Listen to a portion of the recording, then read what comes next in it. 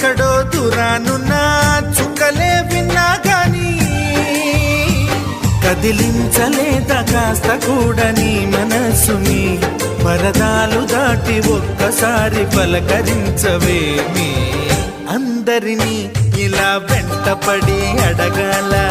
సరదాగా నువ్వే ఎదురైతే సరిపోదా నిద్రపోతున్న రాత్రి నడిగా గుడ్డికి చేరిన గువ్వల నడిగా